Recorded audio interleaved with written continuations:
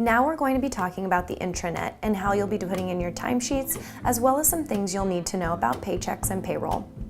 We'll start with the intranet. The intranet is going to be accessible to you after your weekend training.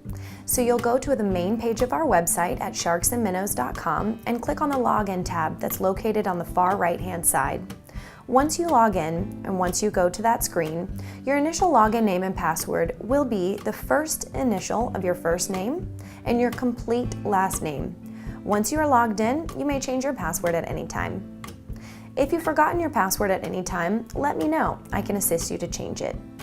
Now on the intranet, you'll be able to read important messages from the office and view notes from the office staff after meetings, as well as see other notes from your instructors.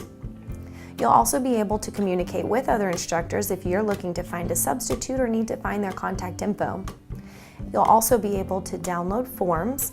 Forms online are going to be things such as the registration form, the customer satisfaction survey, the drive time form, and other things of that nature. And most importantly, you'll be filling out your timesheet online. So let's begin with that. On the first screen, you'll see the login. Once you log in, we'll go down to the next screen and you'll see the home page of the intranet. Now, let's take a look underneath the welcome. On the left-hand side, you'll see Sharks and Minnows News. This will be the place where you can see any notes that are posted from meetings after we've had them that you'll be responsible for, whether you attended the meeting or not. Now, if you look on the right-hand side, just next to that under Employee Announcements, that will be where you can see announcements from other employees who are perhaps looking for a substitute or something along those lines. Now, below that on the bottom, you'll see the downloadable employee forms that we just spoke about, customer satisfaction forms, registration forms, etc. So that if you're ever running too late, you can stop by on the intranet and just print them out at home so you have them at the pool. Now, notice on the top right-hand corner, we have the red circle around timesheets. That is where you're going to click to actually go through and enter your time. So let's click on that and go to the next screen. Now, once we click on timesheets, we have our calendar that pops up. What you see on each day is pool time and office time. If you're simply instructing, you'll always click on pool time. So go ahead and click on the pool time and we'll move to the next screen. For each day, you're going to enter your classes per day. So you want to set a default location at the top, and so all of the classes you click below that default location are automatically set for that one. Now, let's talk a little bit about the class code legend.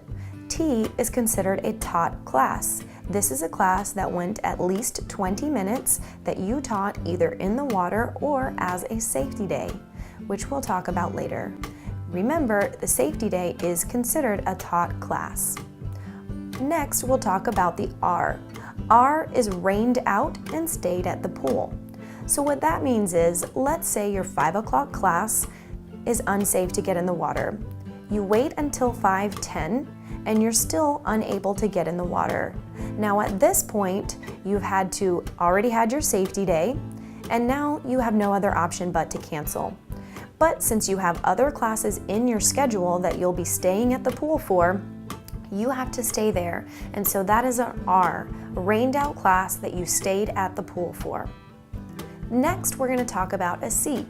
A C is also a class that would be canceled, let's say for rain.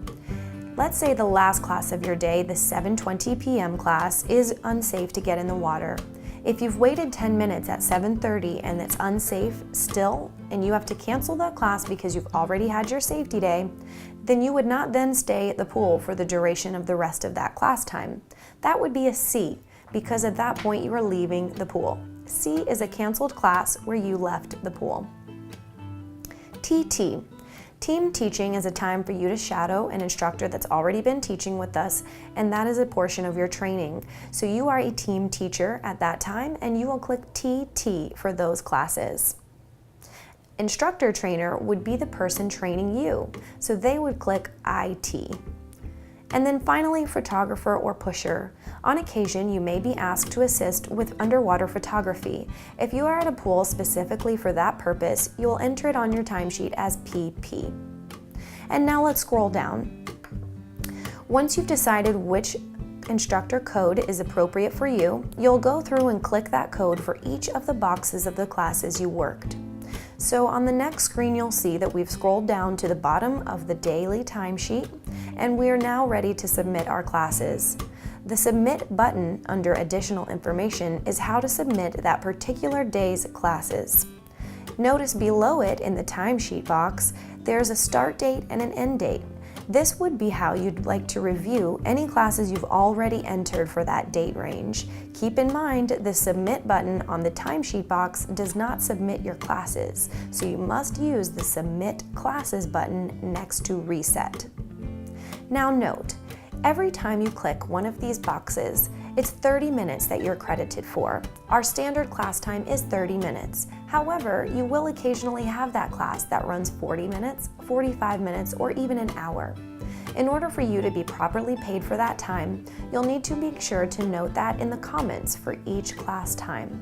Notice that each class box has a comment section of its own. So if a class was 40 minutes long, you would simply need to type 40 minutes in that comment of that class. And that way you'll be paid that extra 10 minutes above and beyond the 30 that the clicked box gives you. So let's move along. A little bit about timesheets. Timesheets are due every other Saturday by midnight. You'll always use the online timesheet to enter your time, unless for some reason you're unable to get on the intranet. Email your drive time or tolls to me directly at shay@sharksandminnows.com. That's SHEA@sharksandminnows.com. You'll want to make sure to record your time each day if you can, while it's still fresh in your memory. This will help you to remember if you taught a safety day or not. If you haven't entered your information as you've done it each day, you can always refer back to your attendance sheet if you've kept up those records along the way. Now, be sure to mark all of your classes taught properly so that there are no discrepancies or mistakes. It will be difficult to catch if you forget them later, and you know your timesheet and schedule best. So take your time and enter it properly. In the event that you are unable to get online, make sure that you call myself directly. You can also send an email with an update and a record of the times. Only do this if you absolutely must. The intranet is the best and most preferred method for you to ensure that your timesheet will arrive to you with your paycheck on time. So, to ensure that every member of our team gets their check, whether they're in Boca, Melbourne, Orlando, or Tampa, everyone's paycheck must be completed after the deadline. So please be sure to be on time with this deadline, as we want you to get your paychecks on time. However, due to the large number of employees that we have, we must take what we have at that deadline. So if your paychecks aren't in on time, you may have to wait for your paycheck. Payroll must be completed whether or not your checks are in on time. So please help me help you and get them in on time. Now, receipts for reimbursements are also put back on your paychecks. So if you're ever asked to do something where you'd purchase something with your own money, which would be rare if ever, then you would need to give me that receipt with your name on it, and I'll be sure to put it on your paycheck. Paychecks will always come the following Friday after the deadline for your timesheets. So you can be sure that every weekend you're either getting paid or you're submitting your timesheets. For all out-of-towners, your paychecks will be mailed to you, and so you will receive those by that Friday following the Saturday deadline of your timesheets. Be sure to check your mails, as they will be on time. And now, if you ever drive more than 30 minutes to a pool, we do begin to compensate you. We also compensate you for any tolls that you may have when traveling on a toll road if it's necessary to get to your pool. So let's review the driving and tolls form. This is an Excel sheet that you can find on the front page of the employee intranet. So just download it there, fill it out with the pertinent information, and email it directly to me. Let's go over how drive time is calculated. Instructions for calculating drive time. Notice the first column is the date, and then the day, and the from and to. Every one-way should have its own line. So from your house to the pool is one line, from the pool to your house is another line. What we use to calculate the drive time is what is based off of Google. So from your address on file to the pool's address, that amount of time according to Google is what we would use to calculate any drive time. and we only do that if it's over 30 minutes. So for the example in your manual, this employee travels 41 minutes to the pool one way. That means that 11 minutes of that time will be paid as drive time. Now, notice that with every to and from, the total is 11 minutes times 8 trips. So it's 88 minutes total this employee would receive for this paycheck. And that equates to 1.47 hours of drive time, or 29.40.